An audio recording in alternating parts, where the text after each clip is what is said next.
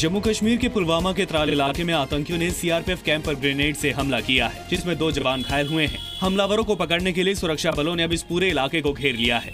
तो वहीं पुंछ सेक्टर में सेना ने पीठ पर टांगने वाले 8 बैग बरामद किए हैं, जिनमें हथियार और दूसरी जरूरी सामान मिले हैं। जम्मू कश्मीर में सेना से लेकर सुरक्षा बल और पुलिस आज काफी अलर्ट है। खुफिया एजेंसियों ने सूचना दी है कि आतंकवादी आज किसी बड़ी वारदात को अंजाम दे सकते हैं। कल ही हंदवाड़ा में हिजबुल मुजाहिदीन के 2 आतंकियों को गिरफ्तार किया गया था। ये आए थे यहाँ पर हंदवाड़ा में वेपन लेने के, वेपन और बाकी एम्युनिशन लेके ये जा रहे थे वापस।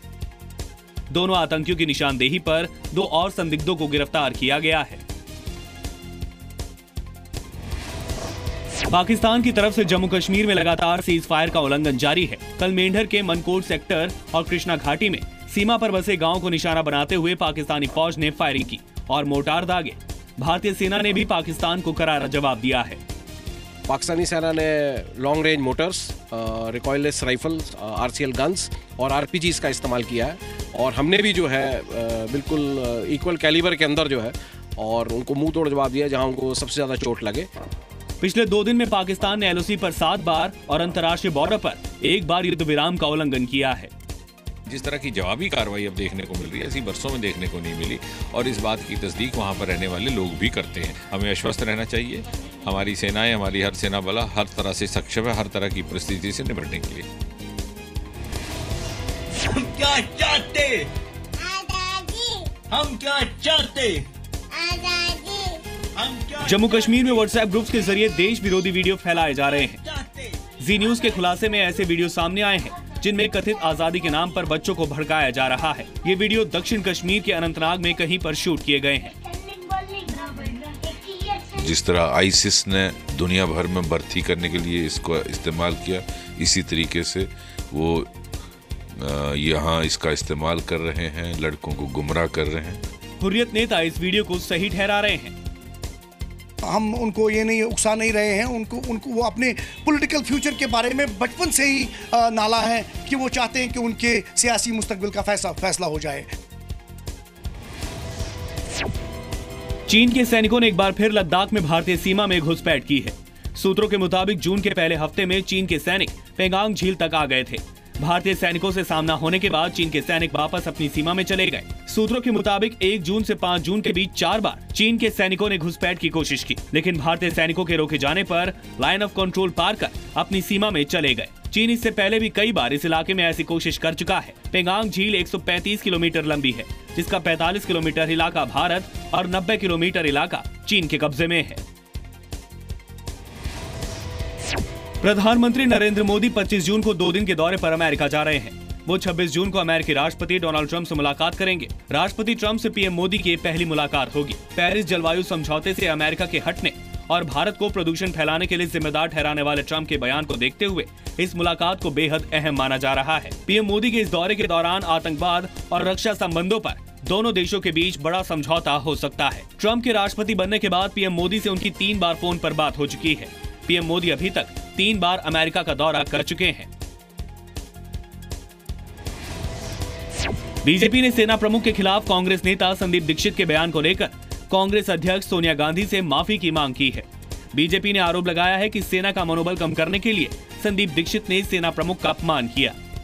कांग्रेस पार्टी उसके ऊपर कुछ भी टिप्पणी नहीं देना, माफी मांगना नहीं, ऐसे कुछ हालात में इंसल्ट करते रहो आर्मी को, उनका मनोबल कम करो। इस रास्ते पे चलते हुए कांग्रेस पार्टी इन लोगों को फैलाते हैं। कांग्रेस उपाध्यक्ष राहुल गांधी ने संदीप दीक्षित के बयान पर कहा कि किसी नेता को सेना प्रमुख के बारे में बयान नहीं देना चाहिए।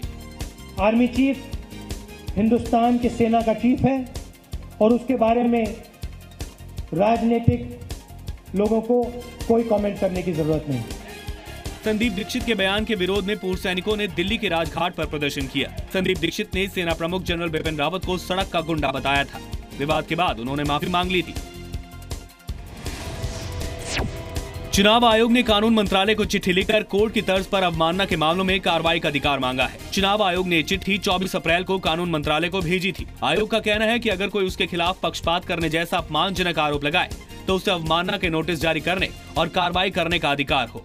चिट्ठी अगर आई है तो उसका विश्लेषण किया जाएगा और भारत के संविधान की परिधि में क्या हो सकता है और बिल्कुल पॉजिटिव जो है भारत सरकार उसमें डिसीजन लेगी, ऐसा मेरा मानना है।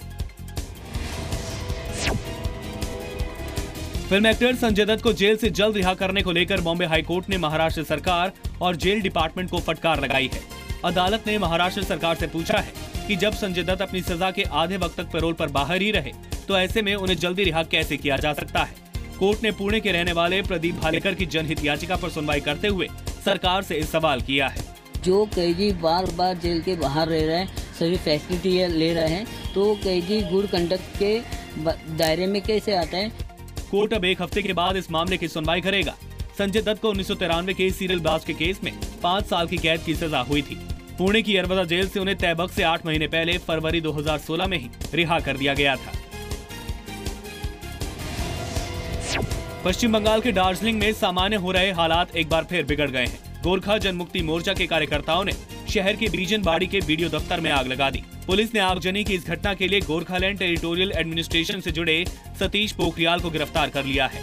जीजीएम अध्यक्ष बिमल गुरुंग के ऑफिस और घर के बाहर पुलिस के बड़े अधिकारी गश्त लगा रहे हैं। इस बीच गोरखा जनमुक्ति मोर्चा ने पूर्णबंदी का ऐलान किया है। आपका शटडाउन कॉल जो एक तरह से फेलियर है, गवर्नमेंट ऑफिस तो चल कैसा चल रहा है दादा? बंद आपका आज? जीजीएम के बंद से दार्जिलिंग में फंसे करीब 2000 पर्यटकों की मुश्किलें और बढ़ सकती है। जीजीएम ने पर्यटकों से अपील की है कि वो जल्द दार्जिलिंग छोड़ दें।